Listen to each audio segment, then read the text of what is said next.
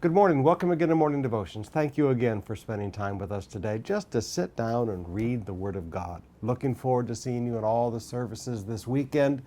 Friday night, we'll be continuing our study on the discerning of spirits. Saturday and Sunday, we opened chapter 21. Can you believe it? We finally made it through Acts chapter 20. The Word of God is just so rich. It's fun to study.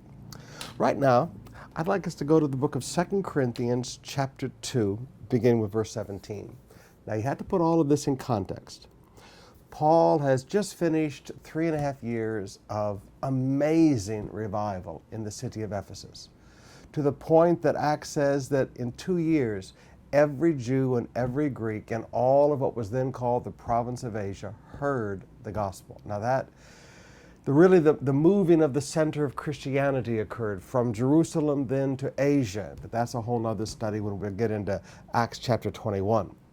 But as Paul leaves 3.5 years of incredible fires of revival, he's headed back to Macedonia because there's still work not done there. The Macedonian vision still calls him.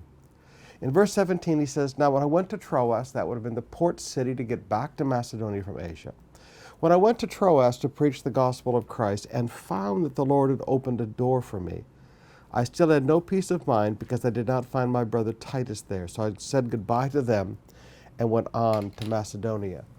Now there's several things I want you to see here. First of all, discovery. You don't just accidentally happen upon an open door. You have to discover an open door. Now, Jesus said it this way: "Seek and you shall find, knock and the door shall be open to you." So Paul went to the city of Troas. You can't knock on a door unless you're right in front of the door. You can yell at the door from a distance, you can look at a door from a distance, but you can only knock on a door right in front of the door. So as Paul goes to the city of Troas and knocks, he seeks and he knocks, and he discovers that God has opened a door. Now, only when Paul went, only when Paul preached, did he discover an open door. But now, here's the great question. Is an open door the will of God?